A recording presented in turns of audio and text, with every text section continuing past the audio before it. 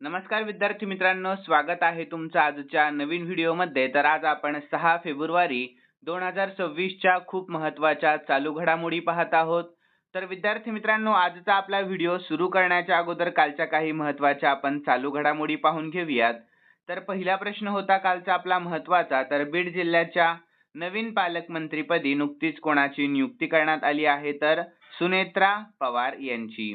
यानंतर मणिपूरचे नवीन मुख्यमंत्री म्हणून कोणाची निवड करण्यात आली? तर युमनाम खेमचंद सिंह यांची. यानंतर हरित महाराष्ट्र करण्यासाठी मुख्यमंत्री देवेंद्र फडणवीस यांनी 2026 ते 2031 या 5 वर्षांच्या कालावधीमध्ये एकूण किती कोटी वृक्ष लागवड करण्याचे आदेश दिले आहेत? तर 300 कोटी. यानंतर विद्यार्थी मित्रांनो, प्रश्न पुढील पाहून घेऊया. तर प्रो रेसलिंग लीग 2026 चे विजेतेपद कोणत्या संघाने जिंकले आहे? तर हरियाणा थंडर्स यानंतर squash on fire open he PSA कांस्य पातळीची स्पर्धा कोणी जिंकली आहे? तर अनाहत सिंग यांनी. यानंतर अग्निपरीक्षा लष्करी सराव कोठे आयोजित केला गेला? तर अरुणाचल प्रदेशमध्ये. यानंतर पहिली ग्लोबल बिग कॅट कॉन्फरन्स कोठे आयोजित केली जाणार आहे? तर आपल्या भारत देशामध्ये.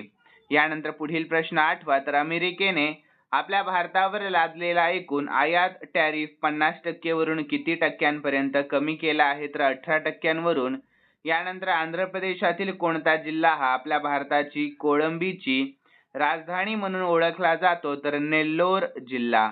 यानंतर दलाई लामा यांना त्यांच्या कोणत्या अल्बमसाठी ग्रॅमी पुरस्कार 2026 ने सन्मानित करण्यात आले आहे? तर meditation the reflections of his holiness the Dalai Lama यानंतर विद्यार्थी मित्रांनो, आजच्या आपण चालू घडामोडीकडे वळणार आहोत. आज तारीख आहे 6 फेब्रुवारी 2026 ही.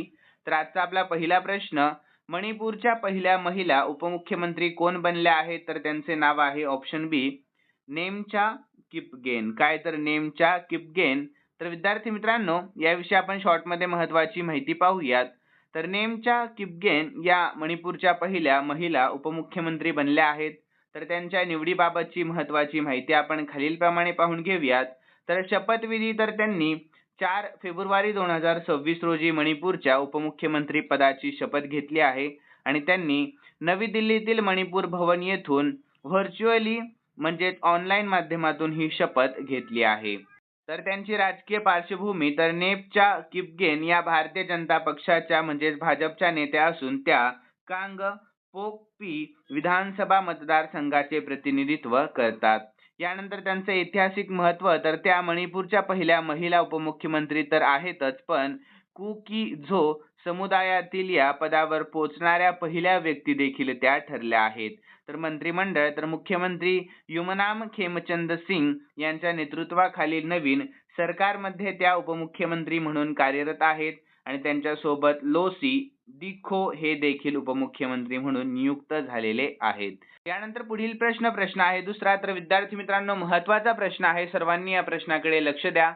तर महिला प्रीमियर लीग म्हणजेच काय? तर WPL 2026 चे विजेतेपद कोणत्या संघाने नुकतेच जिंकले आहे? तर याचे योग्य उत्तर असणार आहे option D royal challengers Bengaluru या संघाने. कोणत्या? तर RCB या.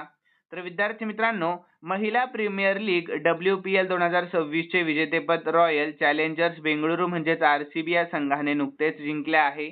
तर 5 फेब्रुवारी 2026 रोजी वडोदरा येथील कोटांबी स्टेडियमवर झालेल्या अटीतटीच्या अंतिम सामन्यामध्ये त्यांनी दिल्ली कॅपिटल्सचा पराभव केलेला आहे. तर या विजयाची काही महत्त्वाची वैशिष्ट्ये आपण पाहून घेऊयात. तर विक्रमी धावसंख्या, तर RCB ने 204 धावांचे आव्हान यशस्वीपणे पूर्ण केले, जे WPL इतिहासातील सर्वात मोठे यशस्वी चेस ठरले आहे.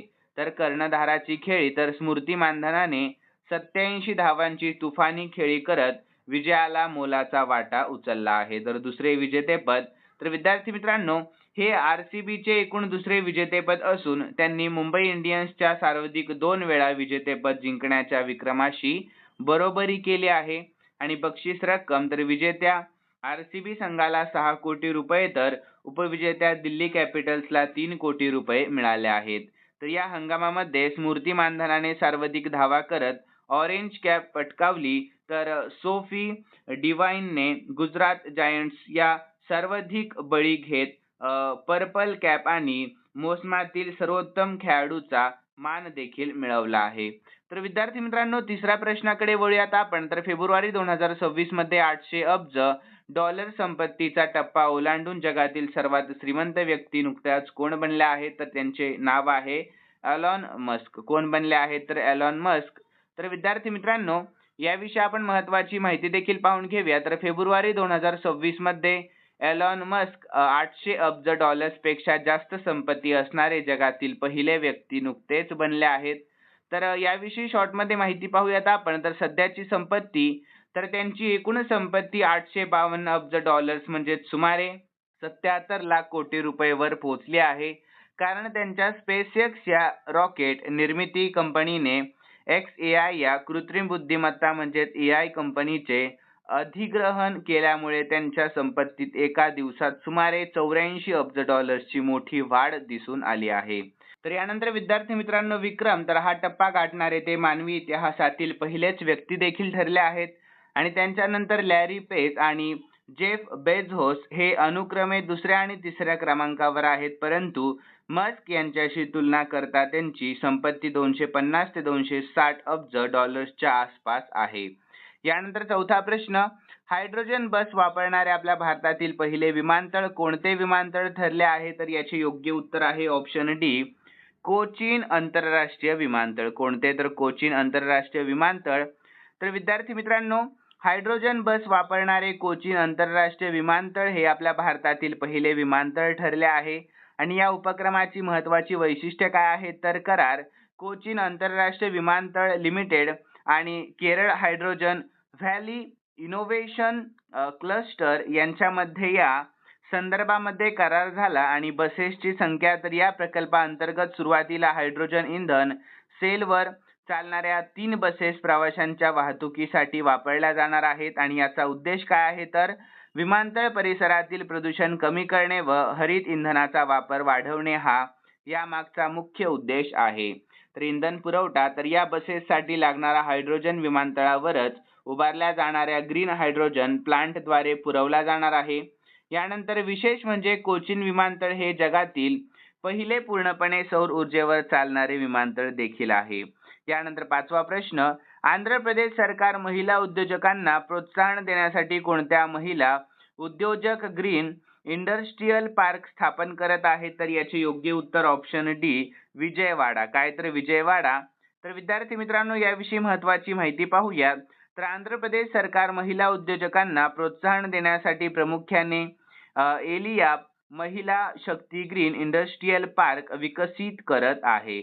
तर या उपक्रमाशी संबंधित महत्त्वाची माहिती आपण पाहून घेऊयात खालीलप्रमाणे. तर स्थळ काय? तर विद्यार्थ्यांनो, अलीकडेच कर्नूल जिल्ह्यातील ओरवकल मंडल मधील ब्रह्मणपल्ली येथे या पार्कचा नकाशा म्हणजेच लेआउट अनावरण करण्यात आले आहे. आणि याचे उद्दिष्ट काय? तर या पार्कचा उद्देश आहे 75 महिला संबंधित सूक्ष्म उद्योग स्थापन करणे व सुमारे 5000 रोजगारांच्या संधी निर्माण करणे असा. तर विद्यार्थी मित्रांनो, पुढील प्रश्न सुरू करण्याच्या अगोदर सर्वांसाठी महत्त्वाची सूचना. तर या व्हिडिओचं लाईकचे टार्गेट मी फक्त आणि फक्त 500 लाईकच ठेवलेलं आहे. किती? तर फक्त 500 लाईक. तर विद्यार्थी मित्रांनो, आपल्या व्हिडिओला हजारो व्ह्यूज जातात पण खूप कमी विद्यार्थी लाईक करतात, म्हणून फक्त 500 लाईकचं टार्गेट मी ठेवलेलं आहे. तुमचे लाईक पाहून आणि शेवटी दिलेल्या कॉमेंटमधलं उत्तर पाहून मलाही पुढचे व्हिडिओ बनवण्यासाठी बळ व प्रोत्साहन मिळत असतं. आणि विद्यार्थ्यांनो, शेवटी मी तुम्हाला काल झालेल्या चालू घडामोडीचा प्रश्न देखील देत असतो. त्याही प्रश्नाचे उत्तर मला दररोज कॉमेंटमध्ये कळवत जा. तर चला पुढील प्रश्नाला सुरुवात करूयात. यानंतर 6वा प्रश्न, तर पोन्नेयार नदीच्या पाण्याचा वाद कोणत्या 2 राज्यांमध्ये आहे? तर याचे योग्य उत्तर ऑप्शन सी, तामिळनाडू आणि कर्नाटक या राज्यांमध्ये आहे. तर विद्यार्थ्यांनो, याविषयी महत्त्वाची माहिती पाहूयात. तर पोन्नेयार किंवा पेन्नेयार नदीच्या पाण्याचा वाद तामिळनाडू आणि कर्नाटक या 2 राज्यांमध्ये आहे. तर विद्यार्थी मित्रांनो, या वादाची प्रमुख कारणे आपण खालीलप्रमाणे पाहून घेऊया. तर धरणे व बंधारे, तर कर्नाटक सरकारने या नदीवर आणि तिच्या उपनदीवर मार्कंडेय नदी बंधारे व पाणी वळवण्याचे प्रकल्प बांधण्यास सुरुवात केली आहे, ज्याला तामिळनाडूने विरोध दर्शवलेला आहे. यानंतर या पाण्याचे वाटप, तर तामिळनाडूचा असा दावा आहे की कर्नाटकच्या प्रकल्पामुळे नदीचा खालच्या दिशेचा प्रवाह कमी होईल, ज्यामुळे तिथल्या शेती आणि पिण्याच्या पाण्याचा प्रश्न गंभीर देखील होऊ शकतो. तर सर्वोच्च न्यायालयाचा आदेश काय आहे, तर फेब्रुवारी 2026 मध्ये सर्वोच्च न्यायालयाने केंद्र सरकारला या वादावर तोडगा काढण्यासाठी एका महिन्याच्या आत पेन्नोयार नदी जलविवाद न्यायाधिकरण स्थापन करण्याचे निर्देश दिले आहेत. आणि ही नदी कर्नाटकच्या नदी हिल्समध्ये उगम पावते व पुढे तामिळनाडूमधून वाहत जाऊन बंगालच्या उपसागराला देखील मिळते. यानंतर 7वा प्रश्न, संरक्षण मंत्रालयाच्या नौदल मुख्यालयामध्ये नौदल सशस्त्र महासंचालक पदी म्हणून कोणाची नियुक्ती करण्यात आली आहे, तर याचे योग्य उत्तर ऑप्शन बी दिवाकर जयंत यांची. कोणाची, तर दिवाकर जयंत यांची. तर विद्यार्थी मित्रांनो, संरक्षण मंत्रालयाच्या नौदल मुख्यालयामध्ये दिवाकर जयंत यांची नौदल सशस्त्र महासंचालक म्हणून नुकतीच नियुक्ती करण्यात आली आहे. तर या नियुक्तीशी संबंधित काही महत्त्वाचे तपशील आपण खालीलप्रमाणे पाहूयात. तर कार्यभार स्वीकारला त्यांनी केव्हा, तर त्यांनी 2 फेब्रुवारी 2026 रोजी या पदाचा कार्यभार स्वीकारलेला आहे. आणि कोणाची जागा त्यांनी घेतली, तर त्यांनी पी उपाध्याय यांची जागा घेतली, जे 31 जानेवारी 2026 रोजी सेवानिवृत्त झाले. आणि पार्श्वभूमी, तर दिवाकर जयंत हे भारतीय नौदल सशस्त्र सेवेच्या 1991च्या तुकडीचे अधिकारी आहेत. आणि त्यांचा अनुभव, तर त्यांना नौदल सशस्त्र व्यवस्थापन आणि लॉजिस्टिक क्षेत्रामध्ये 33 वर्षांहून अधिक काळ कामाचा अनुभव आहे. आणि ते IIT दिल्लीचे पदवीधर असून टार्पेडो लाईफ सायकल मॅनेजमेंटचे तज्ज्ञ देखील आहेत. यानंतर विद्यार्थी मित्रांनो, पुढील प्रश्न आहे आपला 8वा. तर पंचायत प्रगती निर्देशांक 2.0 मध्ये कोणते राज्य प्रथम क्रमांकावर आहे, तर याचे योग्य उत्तर आहे ऑप्शन सी त्रिपुरा हे राज्य. कोणते राज्य, तर त्रिपुरा हे राज्य. तर विद्यार्थ्यांनो, पंचायत प्रगती निर्देशांक 2.0 मध्ये त्रिपुरा हे राज्य प्रथम क्रमांकावर आहे. आणि या निर्देशांकातील काही महत्त्वाचे मुद्दे देखील आपण पाहून घेऊयात खालीलप्रमाणे. तर अव्वल स्थान कोणाला, तर त्रिपुरा राज्यातील सिपाहीजाला जिल्ह्यातील जुगल किशोरनगर ग्राम समितीने 88.44 गुणांसह देशभरातील सुमारे 2.5 लाख ग्रामपंचायतींमध्ये प्रथम क्रमांक पटकावलेला आहे. तर राज्याची कामगिरी काय, तर त्रिपुरातील एकूण 3 पंचायतींनी राष्ट्रीय स्तरावरील पहिल्या 4 क्रमांकांमध्ये स्थान मिळवले आहे. आणि यामध्ये दक्षिण नलचर तिसऱ्या, तर चेसरीमाई चौथ्या क्रमांकावर आहे. तर विद्यार्थी मित्रांनो, 100% सहभाग कोणाचा, तर 2023-24 या आर्थिक वर्षासाठी त्रिपुरातील सर्व 1176 ग्रामपंचायतींनी माहिती सादर करणे आणि पडताळणी प्रक्रियेमध्ये 100% यश मिळवले आहे. यानंतर 9वा प्रश्न, तर भारत आणि किर्गिझस्तान यांच्यातील 13व्या खंजर संयुक्त लष्करी सरावाचे आयोजन कोठे करण्यात आले आहे, तर याचे योग्य उत्तर ऑप्शन डी आसाम मध्ये. कोठे करण्यात आले आहे, तर आसाम मध्ये करण्यात आले आहे. सर्वांनी लक्षात ठेवा. तर विद्यार्थी मित्रांनो, भारत आणि किर्गिझस्तान यांच्यातील 13व्या खंजर संयुक्त विशेष सैन्य दलाच्या सरावाचे आयोजन आसाममधील मिसामारी येथे करण्यात आले आहे. आणि या सरावाचे महत्त्वाचे तपशील आपण पाहून घेऊयात खालीलप्रमाणे. तर कालावधी, तर हा सराव 4 ते 17 फेब्रुवारी 2026 दरम्यान आयोजित करण्यात आलेला आहे. आणि स्थान, तर आसाम राज्याच्या सोनितपूर जिल्ह्यातील मिसामारी मिलिटरी स्टेशन. आणि सहभागी तुकड्या, तर यामध्ये आपल्या भारताची पॅराशूट रेजिमेंट स्पेशल फोर्सेस आणि किर्गिझस्तानची स्कॉर्पियन ब्रिगेड किंवा ILBRIS स्पेशल फोर्सेस ब्रिगेड सहभागी आहेत. तर याचा उद्देश काय आहे, तर शहरी युद्ध आणि दहशतवादाविरोधी कारवायांमध्ये दोन्ही देशांच्या विशेष दलांमधील परस्पर समन्वय वाढवणे हा या 14 दिवसांच्या सरावाचा मुख्य उद्देश आहे. आणि या वार्षिक सरावाची सुरुवात 2011 मध्ये झाली असून तो भारत आणि किर्गिझस्तान मध्ये आलटून पालटून आयोजित केला जात असतो. यानंतर 10वा आणि शेवटचा प्रश्न आहे आपला. तर हा प्रश्न आपला दिनविशेषवर आधारित आहे. तर विद्यार्थ्यांनो, लक्ष द्या सर्वांनी या प्रश्नाकडे. राष्ट्रीय हवामान तज्ञ दिन कधी साजरा केला गेला, तर याचे योग्य उत्तर ऑप्शन सी तो 5 फेब्रुवारी रोजी साजरा करण्यात आला होता. तर विद्यार्थी मित्रांनो, याविषयी महत्त्वाची माहिती पाहूयात. राष्ट्रीय हवामान तज्ञ दिन दरवर्षी 5 फेब्रुवारी रोजी साजरा केला जात असतो. तर या दिवसाची काही महत्त्वाची उद्दिष्टे आपण पाहून घेऊयात. तर विद्यार्थी मित्रांनो, कोणाच्या सन्मानार्थ साजरा केला जातो, तर हा दिवस आधुनिक हवामान शास्त्रज्ञांचे जनक मानले जाणारे डॉक्टर जॉन जेफ्रीज यांच्या जन्मदिनानिमित्त म्हणजेच 5 फेब्रुवारी रोजी साजरा केला जात असतो. त्यांचा जन्मदिवस काय आहे, तर 5 फेब्रुवारी 1744 आहे. आणि त्यांनी 1974 मध्ये अमेरिकेतील पहिल्या दैनंदिन हवामान निरीक्षणाची नोंद केली होती. यानंतर उद्देश काय आहे तर हवामान खात्यातील शास्त्रज्ञ, अंदाज वर्तवणारे तज्ञ, निवेदन आणि स्वयंसेवक निरीक्षकांच्या कामाचा गौरव करणे हा या दिवसाचा मुख्य उद्देश आहे. आणि फरक लक्षात घ्या तर विद्यार्थ्यांनो, राष्ट्रीय हवामान तज्ञ दिन प्रामुख्याने अमेरिकन 5 फेब्रुवारीला साजरा होत असतो, तर जागतिक हवामान दिवस दरवर्षी 23 मार्च रोजी जागतिक स्तरावर साजरा केला जात असतो. लक्षात ठेवा. यानंतर विद्यार्थ्यांनो, खालील प्रश्न मी स्पेशली तुमच्यासाठी ठेवलेला आहे आणि हा प्रश्न आपण काल झालेल्या चालू घडामोडीमध्ये पाहिला होता. तर सर्व विद्यार्थ्यांनी या प्रश्नाचे उत्तर आपल्या कॉमेंट बॉक्स मध्ये कळवायचं आहे. तर प्रश्न पाहूयात. बीड जिल्ह्याच्या नवीन पालकमंत्रीपदी नुकतीच कोणाची नियुक्ती करण्यात आली आहे? तर विद्यार्थ्यांनो, सर्वांनी योग्य उत्तर आपल्या कॉमेंट मध्ये कळवा आणि तुम्हाला आजचा व्हिडिओ कसा वाटला हे देखील सर्वांनी सांगा. आणि जाता जाता सर्वांनी या व्हिडिओला लाईक करा, शेअर करा आणि सबस्क्राईब करायला अजिबात विसरू नका. तर चला आपण भेटूयात नवीन व्हिडिओमध्ये. धन्यवाद.